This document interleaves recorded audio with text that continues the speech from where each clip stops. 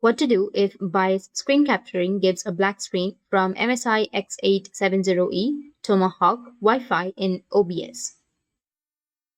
So if you're getting this kind of error, then you need to fix this by matching your OBS GPU preference to your display output or using an external capture card. First, you need to adjust your Windows graphic settings for your OBS. So you need to close your OBS Studio completely. You'll have your OBS Studio, just stop and then close it completely. After closing, you need to open up your Windows graphic settings. Search for graphic settings, click on that.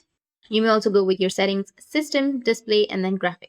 Then here, you need to browse and select the OBS executable. So go with browse, and here you need to go and select OBS. You'll have it under your local disk C. Then you can go with your program files, and then go and select your OBS. Once you added your OBS, you need to click on that, and then you'll find the options section. You need to go with options and set it to power saving. So it matches the hardware display pipe used during early post UEFI states. Go with save. After selecting power saving, go with save. After that, you can restart your OBS and your problem might be fixed.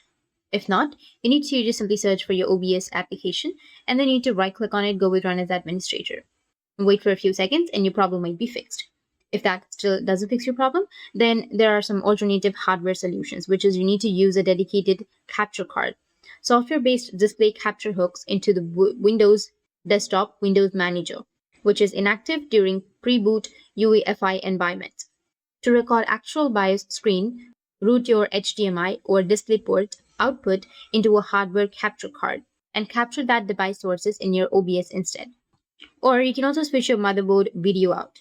Ensure your monitor cable is plugged directly into your motherboard's rear I/O port. If you're relying on AMD Ryzen integrated graphics to view the BIOS interface. So these were the solutions. If you found this video helpful, hit the subscribe button and thanks for watching.